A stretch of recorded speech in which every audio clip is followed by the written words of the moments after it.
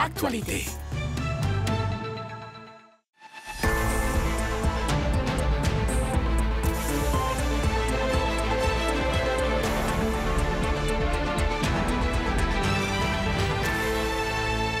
A medida que la derecha y la extrema derecha ganan fuerza en la Unión Europea y en diferentes países del bloque, crece también el movimiento para endurecer las políticas migratorias. Italia, bajo el gobierno de la primera ministra Giorgia Meloni, adoptó un modelo en el que construyeron 2 centros en Albania para enviar allí a los solicitantes de asilo mientras estudian sus casos. Y 17 de los 27 Estados miembros le pidieron al Consejo Europeo que estudiara la posibilidad de replicar esto para todo el bloque. Dentro del área Schengen, por otro lado, varios gobiernos han endurecido sus controles fronterizos. También ha crecido la presión para firmar más acuerdos con terceros países, con el fin de que ellos detengan a los migrantes antes de que lleguen a suelo europeo. Memorandos que ya se aplican en Túnez, Egipto y Marruecos. El primer ministro de Polonia, Donald Tusk, fue más allá y propuso suspender temporalmente el derecho de asilo, como ya lo hizo Finlandia. Unos defienden las medidas, diciendo que es la manera de controlar la migración hacia sus países, alegando un impacto negativo en la economía y la seguridad. Otros responden que esto atenta contra los derechos de los migrantes y que esta población es esencial en el crecimiento de la Unión Europea. ¿Cómo están cambiando entonces las políticas migratorias dentro del bloque y qué tanta influencia está ganando la derecha en esta discusión? Ese es el debate de hoy en France 24 y para ello nuestros 2 invitados se conectan desde Madrid. Carlos Puentes, economista y abogado, politólogo, analista de asuntos migratorios. Y también está con nosotros Mauricio Valiente, director de CEAR, la Comisión Española para la Ayuda al Refugiado. Bienvenidos ustedes 2 y antes de comenzar este debate les recuerdo que ustedes también pueden participar en esta discusión dejando sus comentarios en las redes sociales donde estamos como @France24-ES. Y también pueden escuchar este y todos los debates del año a través de Apple Podcasts, Spotify, Deezer y TuneIn. Carlos Puentes, bienvenido a este programa. Comencemos por explicar cuál es su postura frente a ese endurecimiento de las políticas migratorias en la Unión Europea. Bueno, encantado de participar en el debate y lo que yo voy a, en primer lugar, es a decir que es un tema que es muy importante desde hace muchos años y lo que no se puede es trasladar a un plano pues prácticamente que sea maniqueo, es decir, que unos son partidarios de una postura frente a los migrantes, otros son la contraria y entonces se califican a unos de buenos y a otros de malos.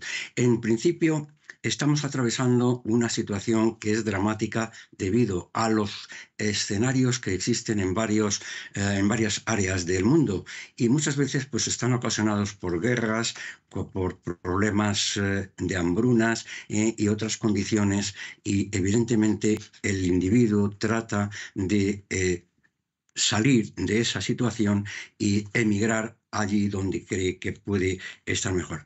Hay que partir de la base de que los derechos de todas las personas, los derechos humanos, deben ser reconocidos en cualquier tipo de país. Ahora bien, el reflejo que acaba de apuntar de cuáles son las posturas de varios países, en concreto en el continente europeo, obedece al resultado de las elecciones. Yo creo que nadie puede cuestionar que las elecciones no son democráticas o que ha habido una manipulación. Por lo tanto, reflejan cuál es el sentimiento de la sociedad en la que vivimos.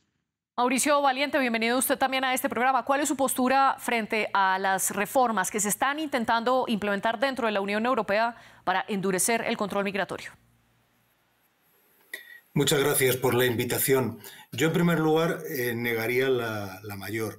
No creo que haya un cambio cualitativo en las políticas migratorias de la Unión Europea. De alguna medida es una intensificación en el tono agresivo frente a la llegada de migrantes, en la respuesta desde una posición política xenófoba, pero el conjunto de las medidas, seguramente con un mayor énfasis, pero el conjunto ya han sido intentadas llevar a la práctica desde los años 90, ¿no? Por lo tanto, lo que estamos viendo es un aumento en el discurso, en el relato y medidas que están hechas para la galería. Las medidas que mencionaba usted de Meloni claramente no han tenido ningún efecto real. Estamos hablando de muy pocas personas cuando hablamos de cerca de 500.000 los que solicitan asilo o llegan a Europa cada año.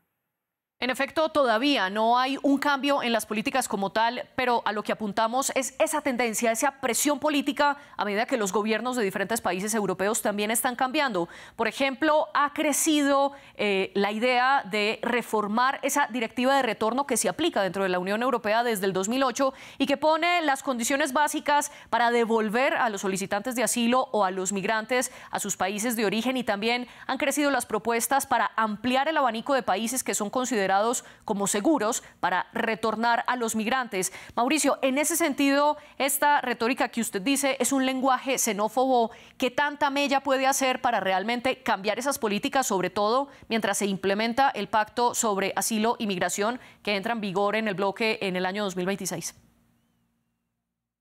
Sin duda tienen un tinte xenófobo. Son el resultado de las campañas constantes que se han llevado a cabo y que han aupado al poder a distintos representantes de gobiernos de la Unión Europea. El drama de estos discursos y de este endurecimiento a un nivel retórico es que Europa puede decir lo que quiera. Al final, el 90% en la capacidad para llevar estas medidas a la práctica depende de los países de tránsito y de origen.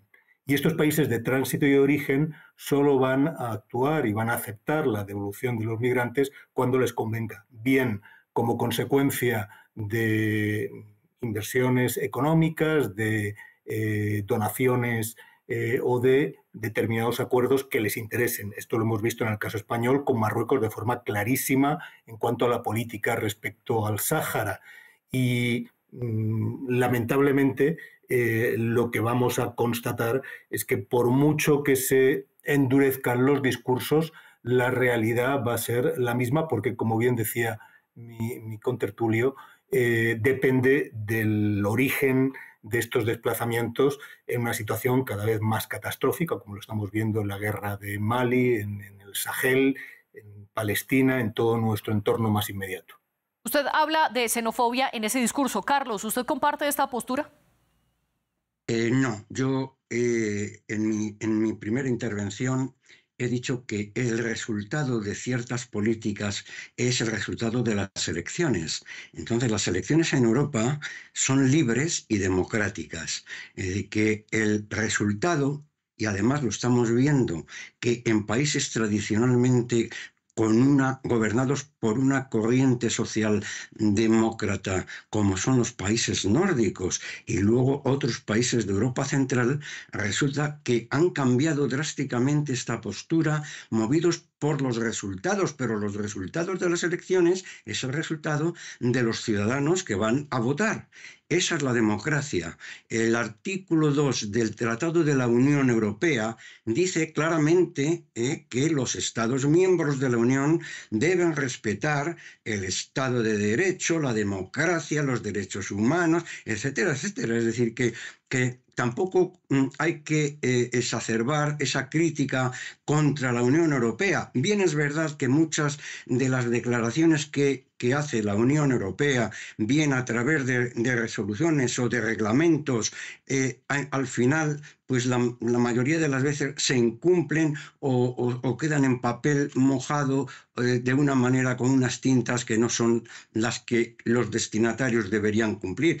Pero es que lo estamos viendo, que legislación nunca ha faltado, que además una legislación que era razonable, como era el reglamento 603, el 604, el Eurodac, que es lo que se llamaba el conjunto del sistema de Dublín. En realidad no lo cumplía luego nadie. Es decir, cuando llegaba un emigrante, no es que se le descalificara o se le maltratara, es que nadie se ocupaba de saber quién era, si se le tomaban las huellas dactilares, saber de dónde provenía, si pudiera ser, en fin, un futuro problema para los países de acogida. Eso es muy distinto a lo que se podría calificar de una postura xenófoba. Yo no creo insisto, que nuestros compatriotas de varios países de Europa, los miembros los ciudadanos de los Estados miembros, yo creo que somos todos conscientes de que debemos respetar los derechos de todos. Hasta los españoles nos hemos visto también en el pasado en una situación en la que ciudadanos nuestros tenían que emigrar por motivaciones de tipo político, por persecución, etcétera, etcétera. Es decir, que no es que seamos un caso aislado. Ahora bien, sí, está claro que, como decía Antonio Escotado, un filósofo español que había sido comunista, y él dice claramente cómo es imposible poder acoger a todo el mundo. Nuestra voluntad se ve desbordada precisamente por los hechos reales. Por lo tanto, yo no creo que aquí intervenga el criterio de xenofobia, y que tampoco es que sean los ultra conservadores o tacharles de otra calificación a algunos países, dirigentes de algunos países de la Unión Europea. Insisto, no hay más que recorrer el mapa de cuáles son los gobiernos que tomen este tipo de actitud. Y Mauricio, ya le voy a dar la palabra, pero antes, Carlos, quiero conocer su opinión frente a la postura de la política que ha implementado Giorgia Meloni. Usted dice que estas políticas son consecuencias de las elecciones de las personas. Meloni está en el poder italiano desde el 2022 y en 2023 Italia hizo un acuerdo con Albania para construir 2 centros de recepción de solicitantes de asilo. En octubre del 2024, por primera vez, ese acuerdo entró en vigor, con Italia enviando a dichos centros a 16 migrantes provenientes de Bangladesh y de Egipto. Sin embargo, a los pocos días, estos 16 migrantes tuvieron que ser devueltos a Italia. 2 de ellos eran menores de edad, otros 2 no cumplían con las condiciones de salud, y los otros 12 migrantes, el Tribunal de Roma ordenó que fueran devueltos, ya que no se consideraban como personas que estuvieran con una seguridad completa para poder ser enviados a Albania. Carlos, ¿esta clase de acuerdos para usted qué representan, teniendo en cuenta que en la práctica no han podido ser cumplidos? Pues es que no es eso lo que han votado los votantes italianos. Es que precisamente esto es una política completamente equivocada y que va en contra de los derechos humanos. Es decir, estos acuerdos con terceros países no es lo que han votado los votantes italianos. Otra cosa es lo que ejecutan los políticos. No tenemos más que ver en una serie de países cómo los políticos van por un lado y la ciudadanía va por otro. Es decir, yo nunca, en fin, yo no soy militante de ningún partido político, pero no hay más que ser un poco atento y analizar cuál es la situación en diversos países democráticos, y es que al final los ciudadanos votan una cosa, los políticos la malinterpretan, y en este caso concreto, como bien apunta, es decir, el caso de Albania como tercero, como ha sucedido con anterioridad con Turquía, que es que se nos ha olvidado. Es decir, es que eso es completamente ilegal. Mauricio, ¿y cuál es su postura? ¿Coincide con Carlos con que Meloni está implementando una malinterpretación de lo que querían los votantes? Bueno, yo creo que los países, los votantes, pueden aupar gobiernos que lleven a cabo políticas injustas y violaciones de los derechos humanos. Eso, la democracia incluye también el derecho a la crítica y el derecho a no estar de acuerdo con la mayoría y a señalar que muchas veces las mayorías transitan por caminos equivocados. Yo creo que el problema es que Meloni, como muchos otros gobiernos en Europa, se han aupado con un discurso demagógico, racista y xenófobo, y que al final se quedan atrapados del mismo y tienen que dar respuesta con medidas ridículas como esta de Albania, que estamos hablando de 20, 30 personas, que es que no tiene ningún sentido desde el punto de vista siquiera de su propia lógica. Y mire, que la Unión Europea está llevando a cabo una política xenófoba y racista, la prueban los hechos.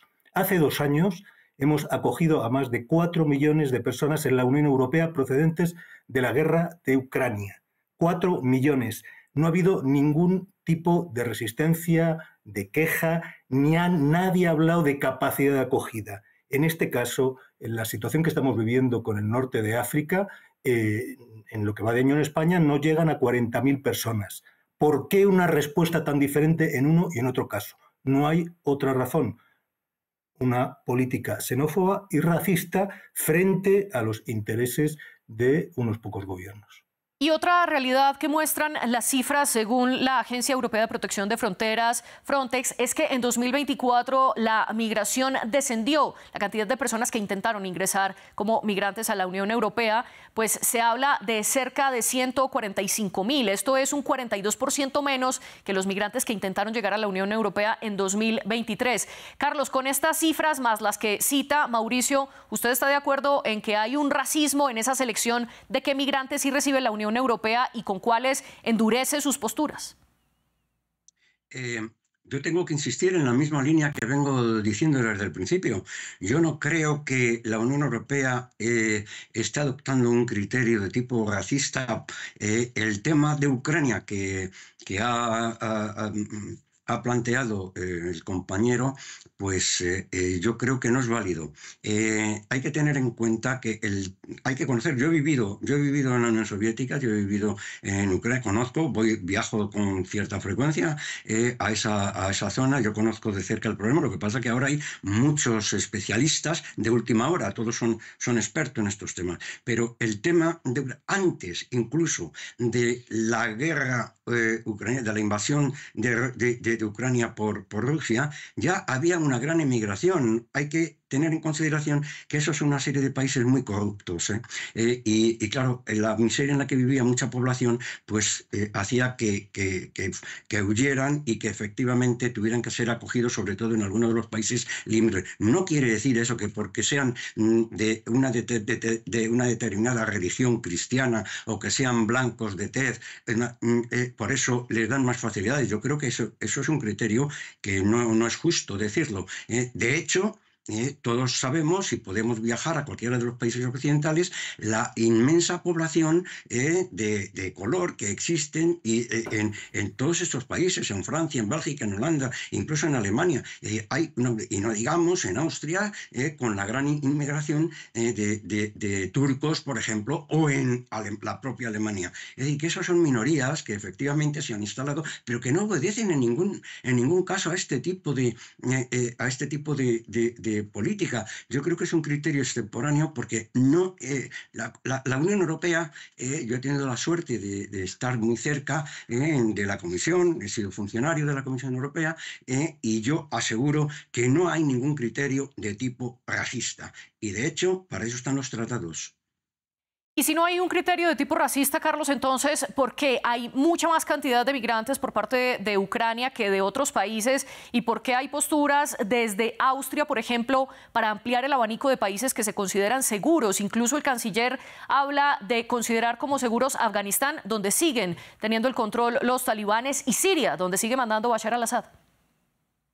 Bueno, en primer lugar, es un problema geográfico. Es mucho más sencillo atravesar la frontera de Ucrania con Polonia o con los demás países limítrofes, que es que son 4 países los que son limítrofes con Ucrania, que la gente atraviese el Mediterráneo en malas embarcaciones, sometidos a grandes riesgos, y por lo tanto, primero, es una justificación de ese tipo. O sea, no es que se adopte de forma unilateral una postura en contra de otros. Por lo tanto, esa es una de las causas, esa facilidad, que efectivamente ha disminuido, que yo no he podido comprobar las cifras, pero puede ser así, porque además se publican, y entonces se puede ver cómo disminuye. Cosa distinta sería, por ejemplo, el flujo hacia las Islas Canarias, que es el proceso contrario, ha aumentado. Y precisamente, ¿de dónde procede el flujo de inmigrantes a las Islas Canarias? Pues concretamente de 3 países, de Mauritania, de Marruecos y de Senegal. Estos son los 3. ¿Por qué? Pues prácticamente por la misma razón. Es decir, es la proximidad a las islas la que favorece ese acercamiento, que además pone en riesgo de perder sus vidas, cosa que no sucede en el caso de Ucrania. Volvamos sobre algo que usted mencionaba, Carlos. Usted habla que en muchos países la migración se refiere a un problema geográfico. Mauricio, en ese aspecto, Finlandia, Polonia y los países bálticos han denunciado que Belarus y Rusia están utilizando las fronteras con estos países como un arma política, donde abren las fronteras para que crucen migrantes a los países europeos. Y en ese sentido, Finlandia ha suspendido la solicitud de asilo y Polonia quiere hacer lo mismo. ¿Es un arma política el utilizar los migrantes y están en su derecho los países europeos a suspender ese derecho de asilo? Es un arma política, sin duda, y lo vemos en el caso español, cómo Marruecos ha utilizado la migración para influenciar la política exterior española y para conseguir beneficios. Sin duda alguna, frente a esa realidad de una posible manipulación de los procesos migratorios, lo que tendría que funcionar sería un sistema de reglas justas y que se aplicaban de una forma uniforme, cosa que no existe en la Unión Europea, que uno, con independencia de los discursos y las retóricas, si ve las realidades se da cuenta por qué se da protección a determinados países y por qué no se da protección a otros. ¿Por qué en el caso de Ucrania hay embargo de armas, una presión diplomática y económica tremenda, y en el caso de Israel con un genocidio en curso, sin embargo, se está actuando con total pasividad ante lo que vemos cada día, ¿no? Si no cambian los estados y, en primer lugar, la Unión Europea de esa forma instrumental, de esa forma tan poco respetuosa con los derechos humanos de gestionar las migraciones, esta realidad va a continuar existiendo, ¿no? Y bueno, pues posiblemente Bielorrusia pueda utilizar la migración con estos países, pero ya le digo que yo creo que es una realidad extendida a todos los niveles.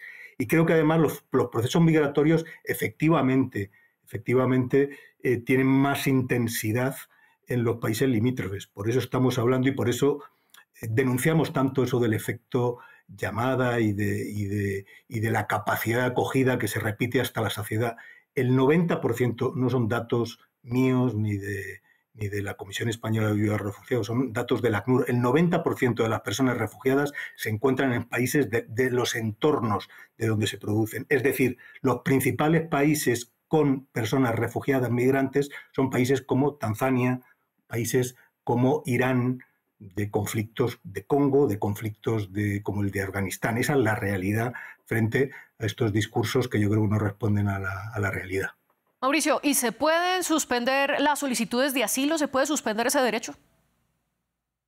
Bueno, hay una convención internacional, la Convención de Ginebra de 1951, que es un tratado para suspender las peticiones de asilo. Tendrían que renunciar y dar marcha atrás con esa decisión de los Estados. A mí me parece que es una medida totalmente arbitraria y que pone en riesgo a las personas, no a las relaciones internacionales. Si quieren cambiar las relaciones internacionales, yo creo que los países saben cuál es el camino. Hay que reforzar Naciones Unidas, hay que reforzar el derecho internacional y hacer que se respete, ¿no? Y lo que estamos viendo creo que va en la dirección contraria.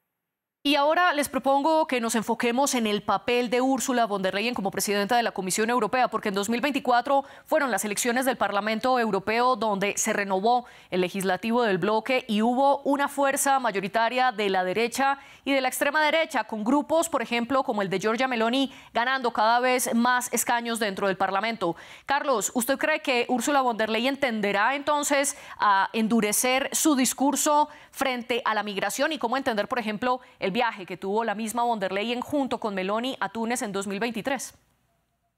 Bien, en primer lugar quiero decir que estoy completamente de acuerdo con la intervención de mi compañero de Mauricio en el punto anterior. Y respecto al papel de la señora von der Leyen, yo opino que no se va a ver influido ni por el señor Orbán, ni por la señora Meloni, ni por la extrema derecha. De hecho, de facto, se ve la composición que a pesar de que ha habido una mayoría real de votantes en favor de las corrientes más conservadoras de Europa, pues al final los gobiernos se han conformado, tanto incluso a nivel nacional como a nivel europeo, se han conformado de manera que los han ignorado. Y de hecho, en algún momento se ha utilizado una práctica antidemocrática en la cual, en lugar de dar vía y salida a esos votos que se han emitido en el continente europeo, concretamente en la Unión Europea, resulta que se ha operado en sentido contrario. Por tanto, yo no creo que la señora von der Leyen vaya a seguir los pasos de esta. Ella, de hecho, está con la afirmación de la corriente socialdemócrata y con los conservadores de centro. O sea, no es una argumentación que va a utilizar, porque me parece a mí que la señora von der Leyen tendrá que actuar de una manera bastante distinta a como actuó en el primer mandato. Yo tengo que decir claramente que es que estamos atravesando una agonía del liderazgo. Existe un vacío tremendo en el papel de los estadistas, y las decisiones muchas veces están equivocadas, y sobre todo los políticos están ocupando un espacio que no les corresponde. Mauricio, ¿y cuál es su postura frente a las posiciones que puede tomar von der Leyen? ¿Tenderá más a una restricción contra la migración desde su discurso? Y también le propongo que discutamos sobre las posturas de otros países, porque solemos concentrarnos en Meloni con Italia y en Víctor Orbán con Hungría. Sin embargo, en Francia y en Finlandia se están discutiendo posibilidades de que los migrantes no puedan acceder a los servicios médicos. En Suecia está en curso una propuesta legislativa para que todos los funcionarios públicos denuncien, por obligación tengan que denunciar a los migrantes irregulares. ¿Cómo entender esto en países que han sido progresistas? Bueno, yo creo que la Comisión Europea y Ursula von der Leyen, en primer lugar, lo que tendría que hacer sería impulsar la aplicación del Pacto Europeo de Migración y Asilo. Y lo que llama la atención es que a pocos meses de su aprobación, lo que haga es abrir un nuevo debate, ¿no? O sea, cuando ni siquiera los distintos estados han presentado sus programas de aplicación de este pacto, ya está abriendo reflexiones ante lo que plantea Meloni en Italia. Eso nos da a entender que, bueno, sí hay una influencia y una incapacidad, ¿no?, de resistirse hacia esa ola reaccionaria que estamos viviendo. Yo creo que en Europa, lamentablemente, ¿no?, ha tenido éxito a nivel social frente a la crisis del Estado social, la culpabilización del migrante. Pero la realidad es que la crisis del Estado social tiene que ver con la situación económica y con las políticas y las prioridades que se adoptan. Así que yo creo que en esta generalización de lo que nos mencionaba, de lo que está ocurriendo en Suecia, en países que tradicionalmente han tenido un estado del bienestar muy desarrollado, lo que vamos a ver en definitiva es que al final, ¿qué efecto tiene la migración en Europa? O sea, ¿realmente alguien se cree que los migrantes están deteriorando los sistemas de bienestar social, o son las políticas que han priorizado determinados enfoques económicos, ¿no? Yo creo que ese es el debate, y bueno, como se insistía y insistíamos tanto en este debate en la importancia de la democracia, yo creo que la democracia también tiene ese aspecto de evaluar, de debatir, de no quedarse en las palabras, sino ir a los hechos a la hora de cada cierto tiempo, pues evaluar los resultados de las políticas. Yo creo que estas políticas no van a tener un resultado real y van a defraudar a muchas personas que yo creo, sinceramente, por utilizar un término contundente, pero que creo en él, que se les ha engañado con el espantajo de la migración, cuando realmente la culpa del deterioro del sistema social y de la evolución económica tiene otras raíces. Pero, Mauricio, una contrapregunta. Si los ciudadanos no creen en esto y son los gobiernos quienes han utilizado a los migrantes como los culpables de todo, un poco para asustar, que es el argumento que usted plantea, ¿por qué entonces siguen ganando los partidos de derecha y de extrema derecha que tienen políticas antimigrantes? Porque es un discurso muy fácil. O sea, yo creo que lo vivimos cada uno en nuestro entorno. Al final, culpar al más débil es una forma de escurrir la responsabilidad ciudadana también, porque, bueno, como todas las políticas económicas y las grandes opciones, pues tienen necesidad, ¿no?, de un compromiso por parte del conjunto de la sociedad. Y yo creo que en el debilitamiento de la sociedad civil, de valores de compromiso, de participación, ¿no?, que tiene que ver también, seguro, con la responsabilidad de ustedes, de los propios medios de comunicación. No estoy culpando solamente a unos o a otros, nuestra responsabilidad. Yo creo que está también en la raíz de eso, ¿no?, que al final la democracia tiene que ver con un proceso de toma de decisiones, pero también tiene que ver con los contenidos, con una forma de vivir en sociedad, de los compromisos, de participar. Y yo creo que se ha debilitado a consecuencia de la deriva tan peligrosa en toda la Unión Europea. Usted planteaba algo muy interesante y es que mientras faltan todavía 2 años para implementar el Pacto sobre Asilo y Migración que se adoptó en mayo de 2024 en la Unión Europea, muchos países, en vez de decir de una vez cómo van a aplicar este pacto, que es un conjunto de 10 textos legislativos sobre cómo trabajar la migración en todo el bloque, muchos han tendido a lo que usted llama una ola reaccionaria, impulsando unas medidas mucho más fuertes contra la migración. Carlos, para usted la solución son medidas más restrictivas incluso que el mismo pacto, o aplicar y dedicarse a trazar el camino sobre cómo aplicar ese pacto sobre asilo y migración. Bueno, el pacto que efectivamente fue votado en el mes de abril y por el Parlamento Europeo, y luego en mayo es cuando se adopta por el Consejo.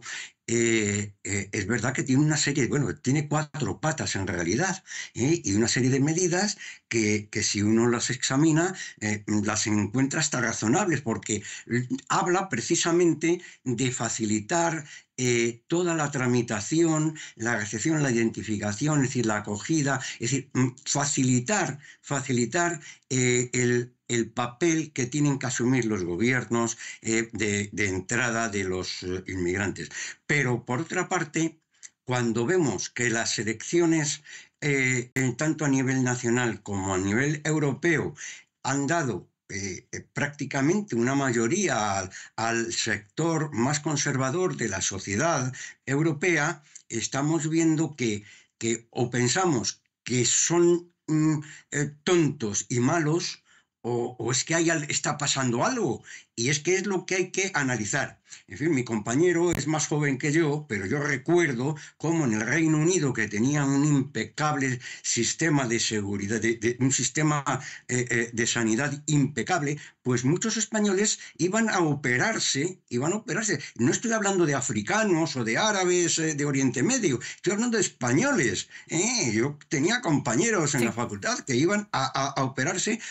¿Qué es lo que sucedió? Que el sistema británico colapsó. Es decir, los economistas sabemos que los bienes económicos son limitados, son bienes escasos. Es decir, la voluntad está en contradicción con este criterio económico y hay que poner límites en alguna manera. Y eso no tiene nada que ver con ideología. Discúlpame, lo interrumpo porque se nos acaba el tiempo y quiero tener la última pregunta para los dos para concluir nuestro programa. Muy brevemente, ¿hacia dónde tenderán entonces las políticas migratorias de la Unión Europea, teniendo en cuenta las victorias de los gobiernos más conservadores? Carlos. Bueno, en primer lugar, lo que hay que hacer es cumplir la legislación existente. Y es más, hay que volver pues al Eurodac y tal, porque es que no se sabe exactamente cuáles son los inmigrantes. De hecho, hay incluso hasta informes de los servicios de seguridad, de la policía, de servicios de Dios, que se han encontrado con unas situaciones que dice, pero si este señor resulta que ha entrado, estaba en estas condiciones y ahora se encuentra. Y luego hay que tener en cuenta que hay que crear empleo para los los inmigrantes. En el caso español, pues recientemente se ha publicado y se puede ver que aproximadamente el 58% de los inmigrantes pues no han encontrado un puesto de trabajo con los que sustentar aquí su estancia. Por lo tanto, hay que crear puestos de trabajo idóneos para los inmigrantes. Y Mauricio, muy brevemente su conclusión, ¿hacia dónde tenderán esas políticas migratorias ante la victoria cada vez mayor de los gobiernos conservadores? Yo preveo un endurecimiento del discurso y al mismo tiempo un fracaso de estas medidas que van a continuar como hasta ahora, muy condicionadas por los países de origen y de tránsito o por determinados países de origen y de tránsito que solamente van a prestarse a colaborar a cambio de ventajas económicas o diplomáticas. Ya lo veremos entonces en el transcurso de 2025 y de los años subsecuentes qué ocurrirá con estas políticas migratorias. De momento, les agradezco a Carlos Puentes y Mauricio Valiente por hacer parte del debate de France 24. También un agradecimiento al equipo técnico que hace esto posible y a nuestras productoras, por supuesto, Laura Garzón, la productora general del programa, y Tania Herrera, la encargada de los invitados. Ustedes pueden consultar más sobre este y otros temas en france24.com.